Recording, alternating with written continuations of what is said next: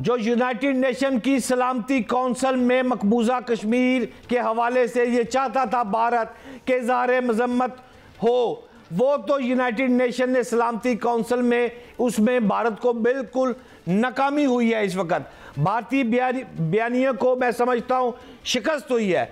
आप इस सारी पेशरफ्त को किस अंदाज से देखते हैं? देखिए, जब वक्त आता है कि सिक्योरिटी काउंसिल में आप या आप जिस मुल्क के नुमाइंदे हैं, आप जाके तकरीर करना पड़ता है ऐसे मामले में, तो पहले तो आपको देखना पड़ता है कि हुआ क्या, और जो हुआ है वो किससे हम सुन रहे हैं, और जिससे हम सुन रहे हैं क्या वो ऑब्जेक्टिव न्यूट्रल पार्टी है कि ये हिंदुस्तान जो एक शरीक एक पार्टी है टू ए डिस्प्यूट, उसकी बकबक है। तो जब उन्होंने अपनी इन्वेस्टिगेशन की और जब उनको पता चला कि यार ये क्या कह रहे हैं ये इंडिया क्या कह रहे हैं, इंडिया कह रहा है कि 400 मील अंदर एक पाकिस्तानी फौज का एक टोला आया, 400 मील, और जिस एरिया से वो आया सबसे ज्यादा डिफेंडेड इन द वर्ल्ड, माने एक सिविलियन को 7 सिविलियन को एक सोल्जर, इससे ज्यादा डेंसिटी सोल्जर्स की दुनिया में नहीं है।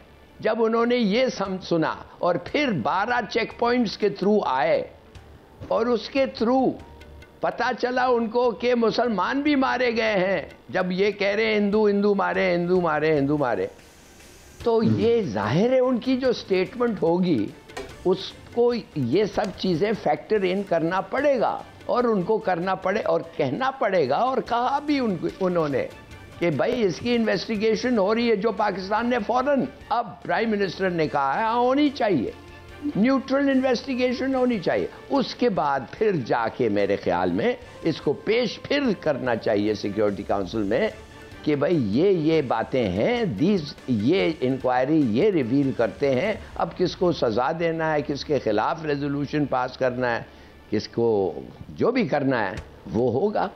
मगर ये तो नहीं होता है जो इंडिया कहता है वो इधर रिपीट हो जाए और साथ साथ इजराइल के तरह मिसाल के तौर पे कि वो कह दें कि हाँ ये सब सच है और दूसरे जो कहते हैं सब झूठ है।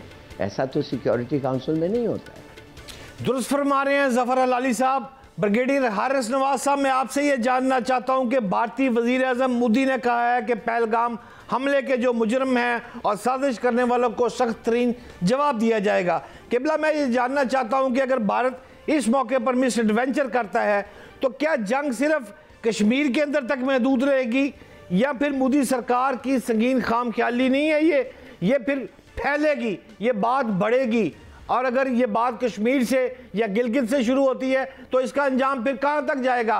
क्या देख रहे हैं ब्रिगेडियर साहब? देखें शहजाद साहब, एक बात याद रखें, जब 2 न्यूक्लियर स्टेट्स हैं और अगर कश्मीर में भी इंडिया को मिस एडवेंचर करता है, अभी मेरा नहीं ख्याल कि उनकी इतनी ज़रूरत होगी, उनके जहाज़ तो कभी पाकिस्तान की एयर स्पेस नहीं क्रॉस करेंगे, क्योंकि 27 फरवरी 2019 को उन्होंने मदद चख चुके हैं। मैक्सिमम कहीं हो सकता है ये क्रूज़ मिसाइल फायर करें या दूसरे बैलिस्टिक मिसाइल फायर करें प्रोटेस्ट पे कश्मीर के अंदर, जी फलां जगह पे थे 300 टेररिस्ट से हमने मार दिए, जैसे पहले बालाकोट पे इन्होंने एक शोर मचा दिया था। तो उसके बाद जाहिर है कि Pakistan is going to react. Pakistan ने बड़ा क्लियर सिक्योरिटी काउंसिल में की, अपनी नेशनल सिक्योरिटी कमेटी में भी ये कहा कि वी विल रिएक्ट वायलेंटली, हम मैचिंग रिस्पॉन्स से ज़्यादा करेंगे। और मैं भी आपके साथ से ये इंडियन को अश्योर कर रहा हूँ, अगर आप एक मिसाइल फायर करेंगे तो हमारी तरफ 10 मिसाइल आएंगे, because we are not initiating, we are ensuring restraint. लेकिन आप करेंगे तो फिर आपको उसका मज़ा चखना पड़ेगा। लेकिन याद रखें, जब लड़ाई स्टार्ट होती है तो इसके डायनामिक्स ऐसे होते हैं कि आपको नहीं पता होता कि ये एंड कहाँ जाकर होगी। इसलिए Pakistan I am sure must have told already Russians को, अपने रीजन में Russia, China, Iran, Turkey and middle east को, कि जी इसके फॉलोअर्स पूरे रीजन में आएंगे और हो सकता है इसके फॉलोअर्स जो है वो might be going to the globally. इसलिए ये इस मौके पे ये इंडिया को जो जंगोइज़्म है और जो ये वार हिस्टेरिया ये क्रिएट करें, इनके स्टूपिड जो अनप्रोफेशनल जनरल्स रिटायर्ड हैं, वो जो बातें करें, जनबख्शी टाइप लोग नारे लगा रहे हैं, दे डोंट नो कि उनकी क्या कैपेबिलिटी है। उनके कोर कमांडर जो है कोर पुराना 15 कोर का कश्मीर का, और एक जनरल और कह रहे हैं कि Pakistan is not a weak country, they are very strong nation, nuclear country है, उनकी मिसाइल टेक्नोलॉजी अच्छी है, उसको बैटल हार्डन आर्मी है, हमें ये नहीं करना चाहिए। लेकिन अगर ये करते हैं then it is going to be very dangerous and it is responsibility will rest with Indian. कोई दुनिया में नहीं होता कि आप एक ऑपरेशन हो खुद करें और 5 मिनट में आप सोशल मीडिया पे अपने वो पाकिस्तान को ब्लेम करना शुरू कर दे। क्या एक भी इन्होंने प्रूफ दिया सिवाय ये पाकिस्तान से 4 दहशतगर्द चले गए, 400 किलोमीटर खिलाड़ी साहब ने बताया। रात को मैंने कश्मीर में सर्व किया है, पूरे लाइन ऑफ फेंसिंग इन्होंने की हुई है, जनरेटर इनके चलते हैं, सर्च लाइट लगी हैं, 100 मीटर से एक कॉइन भी गिरे तो इनको पता चल सकता है।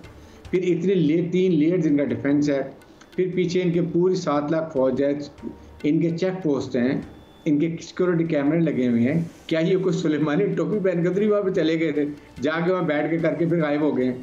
तो आपने ना प्रूफ दिया, फिर आप FIR भी 5-10 मिनट में काट देते। How can you do it? जब तक आपके को प्रूफ ना हो, पाकिस्तान ने कहा है ना अभी आप इंटरनेशनल इंक्वायरी कराएं, और साथ ही साथ ब्रिगेडियर साहब मुझे तो ऐसे लग रहा है जैसे आपकी बातों से महसूस हो रहा है कि जैसे आप फरमा रहे हैं को सुलेमानी टोपी पहनते हैं पाक फौज के जवान। यही मैं बात कर रहा हूँ। तो आप कहाँ थे? ये रास्ते पे किसी कश्मीरियों ने नहीं देखा, वहाँ के पहलगाम एरिया में किसी ने नहीं देखा, कोई किसी को मारते नहीं देखा। आप कैसे ये कर रहे हो? और आपके पास कोई एक सबूत तो बताए ना। काबिल एहतराम ब्रिगेडियर साहब जफर हिलाली साहब मोहतरम कुछ फरमाना चाह रहे हैं, कि इजाजत दें। हिलाली साहब जी प्लीज, आप कुछ कह रहे हैं। जी बिल्कुल, मैं कहना ये चाहता हूं कि ब्रिगेडियर हारिस बिल्कुल सही कह रहे हैं, और मैं उनको वो ये ऐड करके ये कहूँगा कि जब उसका ऑपरेशन हुआ था पुलवामा में, जब उन्होंने ये बकवास एक कौवा को और दो पेड़ को इन्होंने शहीद किया और कहने लगे कि हम 26 तालिब या 26 टेररिस्ट को मार दिए गए। तो ममता बनर्जी जो चीफ मिनिस्टर है बंगाल का, उसने कहा अबाउट पुलवामा, ये है उसके अल्फाज, it was fake and it has been staged. अब आप सोचिए, चीफ मिनिस्टर वेस्ट बंगाल ये कह रही है। देखिए प्लीज अंडरस्टैंड, 1 साल वोटिंग के पहले मोदी को हिंदुओं का वोट चाहिए। ये जो बीजेपी है और ये जो हिंदू इंतहा पसंद हैं, ये सब एक साथ होके वोट हासिल करना चाहते हैं हिंदुओं के, इसलिए वो जीतना चाहते हैं जाहिर। और हिंदुओं को वेट जीतने के लिए मुसलमान के खिलाफ हो, तुम मुसलमान को मारो। इनका तो पूरा 1947 से किस्सा ही यही है। ये समझौता एक्सप्रेस ये भी वो है भाई। मोदी ने जब अमेरिका ने कहा कि तुम मैस मर्डर में इम्प्लिकेटेड हो, माने गुजरात में जो 2000 मुसलमान मारे गए हैं जब तुम चीफ मिनिस्टर थे, और उस वक्त तुमने SP गुजरात को कहा हुआ था, जो वो बेचारी जाफरी, मिसेस जाफरी, जिसका मियाँ MPA था, उसका हाथ काट रहे थे, उसका पैर काट रहे थे उनके सामने। तो जब उसने कहा SP को कि तुम क्या कर रहे हो, कहते हमारे ऑर्डर्स हैं चीफ मिनिस्टर से कि तुम इंटरफियर मत करो। उसके बाद अमेरिका ने ब्लैकलिस्ट कर दिया था इस आदमी को। अब आप कह रहे हैं मुझे कि इस आदमी जो कौवे और पेड़ मार के कहता है कि मैंने तालिब और टेररिस्ट मार दिए, जो इस किस्म की हरकतें करता है, क्या कोई इस पे यकीन कर सकता है?